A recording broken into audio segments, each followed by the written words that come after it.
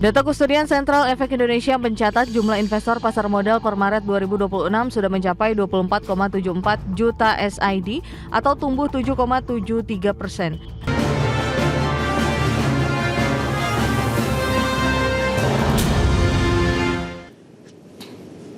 Ya pemirsa, pasar modal Indonesia hingga kini terus menunjukkan performa positif baik dari transaksi perdagangan maupun jumlah investor. Per Maret 2026, jumlah investor pasar modal sudah mencapai 24,74 juta Single Investor Identification atau SID. Data Kustodian Sentral Efek Indonesia mencatat jumlah investor pasar modal per Maret 2026 sudah mencapai 24,74 juta SID atau tumbuh 7,73%. Dan berdasarkan komposisi investor di pasar modal, jumlah investor individual tercatat menempati posisi teratas mencapai 24,68 juta SID. Menyikapi hal tersebut, PT Penyelenggara Program Perlindungan Investor Efek Indonesia atau Indonesia SIPF saat ini tengah mengajukan consultation paper kepada publik sebagai bagian dari upaya penguatan kelembagaan perlindungan investor ke tingkat undang-undang. Langkah ini guna meningkatkan kepastian hukum perlindungan terhadap hilangnya aset investor di pasar modal. Adapun kerangka hukum lembaga perlindungan investor di pasar modal saat ini masih di tingkat peraturan sektoral OJK, sehingga ada kekosongan hukum di tingkat undang-undang yang menimbulkan tantangan kelembagaan.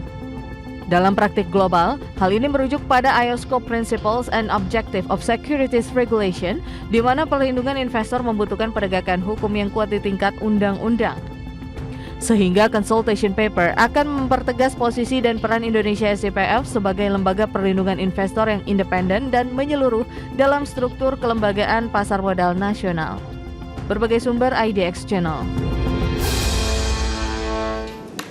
Baik pemirsa, untuk membahas tema menarik kita kali ini terkait dengan Indonesia SIPF dorong penguatan lembaga perlindungan investor. Sudah hadir bersama saya di studio IDX Channel Bapak Gus Rinaldi Ahyar. Beliau adalah Direktur Utama Indonesia SIPF. Ya, halo, selamat pagi Pak Gus. Selamat pagi. Apa kabar? Terima kasih sudah hadir. Ya, sebelum membahas lebih jauh, kita akan review terlebih dahulu nih Pak, terkait dengan kita tahu perkembangan pasar modal kan sudah luar biasa sekali. Jumlah investor per Maret sudah mencapai 24,74 juta SID. Apa yang bisa Indonesia SIPF melihat dan mereview kondisi pasar modal saat ini? Ya, jadi makasih Mas Pras. Jadi kalau saya lihat ini kan, ini pertumbuhan, perkembangan pasar modal kita cukup pesat pertumbuhannya ya. Dan kami lihat bahwa ini building trust-nya itu harus kita jaga karena kepastian atau perlindungan atau kepercayaan itu harus kita jaga. Nah, salah satu kepercayaan itu supaya terjaga adalah adanya perlindungan investor, perlindungan pemodal.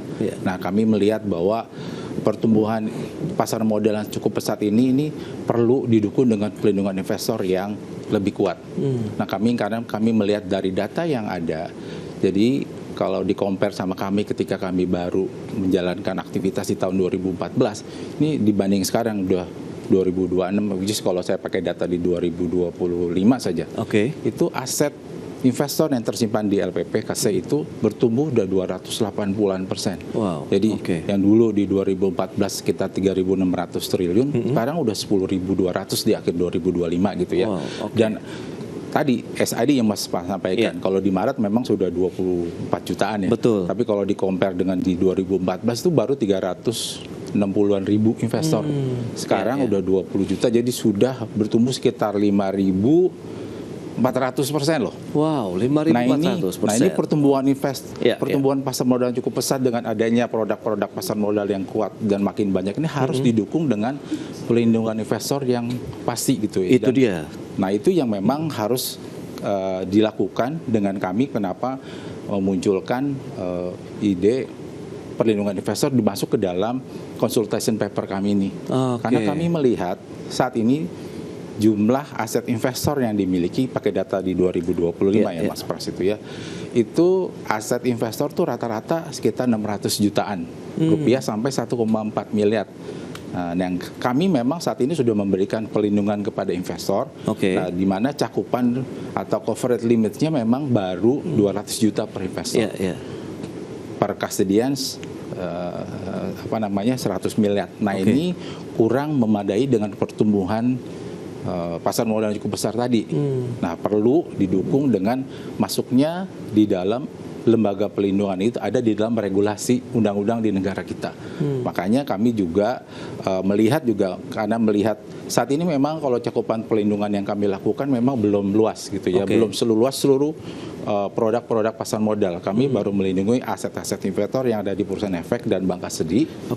Tapi aset-aset investor yang ada di reksadana, di securities crowdfunding ini salah satu produk pasar modal yang lagi rame, booming gitu ya, karena untuk keperluan UMKM, dan juga banyak aset-aset digital yang sedang bertumbuh. Nah, ini saat ini belum di-cover oleh SIPF, Indonesia SIPF. Nah, ini perlu dilengkapi dengan penguatan di dalam level undang-undang. Harga lembaga pelindungan investor ini ada di dalam level undang-undang. Nah, dari sini kami melihat bahwa adanya kesenjangan pelindungan investor yang ada saat ini karena belum masuknya lembaga pelindungan di dalam undang-undang di negara kita. Karena dengan masuknya di lembaga undang-undang ini dalam lembaga pelindungan dalam undang-undang ini akan membuat tadi cakupan pelindungannya akan semakin luas. Kewenangan lembaga pelindungan ini akan lebih cepat melihat kondisi market yang ada. Nah, yang paling penting ini dana pelindungannya akan semakin kuat gitu, semakin besar. Nah, ini diharapkan dengan adanya pelindungan investor ada di dalam undang-undang, ada negara sudah ikut langsung ke dalam perlindungan investor sehingga kepercayaan investor akan semakin tumbuh dan pasti akan baliknya juga ke kita juga. Karena kalau kepercayaan ada, otomatis kan investor akan semakin nyaman, aman berinvestasi karena tadi aset mereka itu dilindungi oleh negara. Yang pasti memang ada kepastian perlindungan investasi mereka begitu di pasar modal ya. Apalagi banyak investor yang mendominasi adalah investor retail begitu ya, individu. Nah, kalau kita lihat berarti sebenarnya apakah ada celah begitu dalam perlindungan aset investor di pasar modal saat ini sehingga ya tadi Indonesia SPF juga memang harus meningkatkan kelembagaan, memiliki payung hukum yang lebih kuat lagi dalam artian sudah setara undang-undang begitu atau berbentuk undang-undang, Pak Agus. Jadi kalau dilihat tadi saya sampaikan ya Mas Pras, jadi memang kalau bentuk perlindungan yang saat kami lakukan memang belum mencakup untuk investor reksadana, belum mencakup untuk investor securities funding, dan juga belum memberikan perlindungan kalau ada custodian kami bangkrut gitu ya, kalau ada perusahaan efek atau custodian bank itu bangkrut. Nah, ini kan melihat bahwa ini kalau itu ada kejadian itu proses pemulihannya juga pasti akan berpotensi terhambat gitu karena tidak ada lembaga pelindungannya ada di dalam undang-undang dan coverage-nya belum mencakup hal itu. Nah, walaupun saat ini kami bersama OJK juga sedang proses melakukan perluasan cakupan perlindungan untuk investor reksadana dan investor security crowdfunding. Tapi untuk aset digital dan juga kalau ada kondisi bangkrut itu memang belum ada. Nah, ini kan perlu ada kecepatan kita dalam melihat kondisi market yang saat ini agar proses perlindungan sudah mengcover untuk kondisi perkembangan pasar modal yang ada saat ini. Bagus. Lantas kalau kita lihat seberapa besar akhirnya dampak jika celah tersebut tidak diperbaiki lah untuk investornya sendiri begitu. Jadi kalau tidak ditutup gitu ya, ini akan berdampak kepada kepercayaan pemodal juga sih Mas gitu. Dan juga akan berdampak kepada tadi kenyamanan mereka dalam investasi. Karena kalau tadi semuanya ada kepercayaan, mereka akan lebih nyaman berinvestasi dan semua adanya kepastian perlindungan hukum karena ada di dalam level undang-undang. Saat ini memang sudah ada perlindungan yang sudah kami berikan, tapi ini belum luas cakupannya dan juga belum wewenang kami juga belum mempersiapkan ketika pertumbuhan pasar modal yang cukup besar peningkatannya saat ini. Itu dia ya, perlunya adalah penguatan kelembagaan sehingga nanti banyak yang akan di-cover ya dari sisi perlindungannya. Nah, lantas perubahan paling konkret yang diusulkan kalau ini kan sedang mengajukan consultation paper begitu ya. Nah, ini apa nih Pak? Jadi memang perlindungan investor ini hal yang paling utama sih yang harus dilakukan karena kami lihat mungkin saat ini belum terpikirkan gitu atau belum diutamakan gitu oleh capital market saat ini. Jadi kami melihat bahwa perlindungan investor harus masuk ke dalam level undang-undang, sehingga celah-celah tadi ini akan memberi kepastian hukum gitu, dan juga kemampuan perlindungan investor ini akan semakin cepat dan lebih mempersiapkan, merefleksikan pertumbuhan pasar modal nasional yang ada saat ini. Dan juga penguatan ini juga diharapkan lembaga pelindungan seperti kami Indonesia SIPF itu akan memberikan peningkatan mengenai status kelembagaan kami, lalu juga turut meningkatkan kapasitas pelindungan yang ada, jadi dana pelindungannya akan semakin besar, lalu juga bisa untuk mempersiapkan untuk kondisi pertumbuhan pasar modal yang ada, sehingga kepercayaan investor akan tumbuh dan akan membuat untuk pasar modal kita akan dapat bersaing dengan regional ke depannya. Ya, karena ini juga nanti akan mengikuti juga standar internasional begitu ya. Bagus, nanti kita akan bahas lebih jauh di segmen berikutnya. Kita akan jeda dulu sebentar, Bagus. Dan pemirsa, kami akan segera kembali usai jeda berikut ini. Ya, Anda masih menyaksikan Market Review dan kita akan kembali berbincang terkait dengan Indonesia SIPF, dorong penguatan lembaga perlindungan investor bersama dengan Bapak Gus Rinaldi Ahyar, Direktur Utama Indonesia SIPF. Nah, Pak Gus, tadi kalau kita bicara mengenai consultation paper yang saat ini sedang diajukan, apa yang mungkin kita bisa sampaikan begitu? Kenapa sih publik harus memberikan masukan terlebih dahulu begitu? Seberapa pentingnya bahwa ini kalau bisa dikatakan adalah public hearing juga ya, konsultasi ataupun pendapat tanggapan dari masyarakat begitu. Bagus. Terima kasih Mas Pras. Jadi kami menganggap gitu, melihat bahwa ini perlindungan investor ini tidak bisa kami lakukan sendiri gitu. Kami memerlukan kontribusi dari seluruh pemangku kepentingan yang ada di Indonesia kita. Ya, dari OJK, dari SRO, dari asosiasi yang ada di pasar modal kita, dan juga dari publik. Dan dari investor retail itu sendiri gitu ya, dan juga dari kalangan akademisi agar isi consultation paper kami akan lebih sempurna. Jadi dalam hal policy statement yang akan kami sampaikan nanti akan lebih kuat dan akan mendukung ketika akan disampaikan kepada OJK ke depan. Karena kan nanti isi dalam consultation paper kami ini akan mengusulkan perubahan undang-undang yang ada agar lembaga perlindungan investor itu ada di tingkat undang-undang.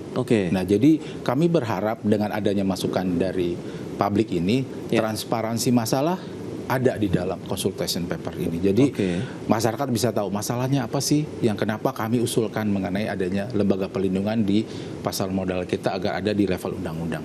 Dan juga akses partisipasi ini. Jadi akses partisipasinya juga kami buka. Seluruh market pasar modal bisa kasih masukan. Sehingga ketika kami buat nanti akan lebih lengkap informasinya.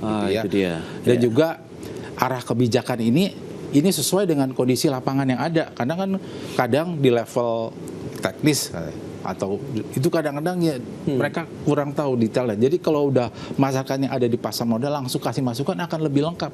Sehingga ketika isi kajian yang kami sampaikan dalam consultation paper ini akan lebih menyeluruh. Jadi dari sini harapan kami agar investor itu bisa mendapatkan seperti apa sih kondisi yang ada di pasar modal kita, sehingga dengan isi consultation paper ini bisa mampu menjawab permasalahan nyata yang ada di lapangan, terutama mengenai perlunya perlindungan investor yang ada di pasar modal. Kita masuk di level undang-undang. Wow, berarti masukan akan lebih lengkap, lebih detail dan konstruktif begitu ya, Pak ya? Lebih komprehensif. Lebih komprehensif juga begitu. Wow, ini menarik. Nah, kalau kita bicara mengenai kaitannya dengan free float begitu kan, 7,5, kemudian nanti akan ke 15. Nah, beberapa negara kan yang free floatnya lebih tinggi dari Indonesia nih. Ada juga. Anda melihat bagaimana? Apa sih pembelajaran yang mungkin bisa kita dapat dari peristiwa ataupun rencana tersebut begitu? Jadi perlu peningkatan free float dari 7,5% menjadi 15% itu salah satu rencana aksi regulasi penguatan pasar modal kita. Nah, ini kami melihat ini perlu didukung. Karena dengan perluasan investor menjadi free float menjadi 15% itu, ini membuat bahwa akses atau kepemilikan investor itu semakin lebih luas. Publik memiliki sebagai pemegang saham akan lebih besar. Nah, exposure kepada investor ini akan semakin besar juga. Nah, bentuk perlindungannya harus kita perkuat gitu ya. Agar perlindungan investor itu ada di level undang-undang, sehingga jika ada kejadian resiko yang terjadi atas aset yang hilang atau yang tadi kami sampaikan bahwa kami akan menambahkan bentuk perlindungan kalau ada kebangkrutan, ini bisa mengcover. Sehingga ketika ada kejadian itu maka dengan adanya lembaga pelindung undang-undang, proses pemulihannya akan lebih cepat gitu ya, karena memang ada di level undang-undang dan negara ikut masuk di dalam peraturan tersebut. Oke, dan perlindungan menjadi lebih kuat begitu karena level undang-undang ini akan melibatkan negara juga di dalamnya, kemudian juga penguatan dari Indonesia SPF. Nah, kalau saya coba bandingkan dengan di sektor perbankan, kan ada LPS nih Pak. Iya. Nih Pak Gus, gimana Anda melihat begitu kalau dengan SPF Indonesia sendiri? Ya, jadi kalau disampaikan itu ya Mas, jadi antara lembaga penjamin simpanan atau LPS dan juga kami Indonesia SIPF gitu ya, itu sama-sama sih memberikan perlindungan. Cuman kalau LPS memberikan perlindungan untuk nasabah perbankan, nah kalau kami memberikan perlindungan untuk investor yang ada di pasar modal. Nah dari sisi ini kami melihat bahwa kalau LPS itu udah ada peraturan undang-undang yang mengatur mengenai LPS, sehingga bentuk perlindungannya cukup luas dan terintegrasi, dan juga dana perlindungannya cukup besar Mas, cukup kuat gitu, sehingga ketika kejadian mereka bisa segera memberikan perlindungan, dan itu sudah meng-cover kondisi yang ada. Nah kalau kami ini memang baru di dalam level peraturan OJK, jadi masih di dalam POJK. Dan di sini kami lihat bahwa ada gap ya antara undang-undang sama peraturan OJK, walaupun memang itu fungsi perlindungan udah ada, tapi kami melihat bahwa ini perlu ditingkatkan, dinaik level agar ini bisa mencakup, mempersiapkan mengenai pertumbuhan pasar modal yang ada, agar kewenangan kami semakin besar dan juga ruang lingkup perlindungannya semakin banyak, dan juga kita siap untuk persiapan mengenai pertumbuhan pasar modal yang ada. Dan yang paling penting ialah kemampuan kami dalam kapasitas dana perlindungannya akan semakin kuat. Nah itu dia, kapasitas yang lebih kuat. Nah lantas seberapa urgent jadi penguatan lembaga gini menurut Pak Agus Rinaldi sendiri? Jadi kalau kami lihat ya, bahwa ini urgensinya sudah harus dilakukan sih Mas ya. Karena tadi seperti disampaikan di muka tadi, bahwa ini pertumbuhan pasar modal Indonesia itu cukup pesat gitu ya, dari 10 tahun terakhir. Investor udah sampai 24 juta. Tadi mengenai kepemilikan menjadi 11% ini harus didukung dengan penguatan perlindungan investor yang ada, karena kalau ketika memang ada kondisi kejadian, nah ini kalau kondisi kami yang saat ini, kami melihat bahwa kurang relevan dengan kondisi saat ini.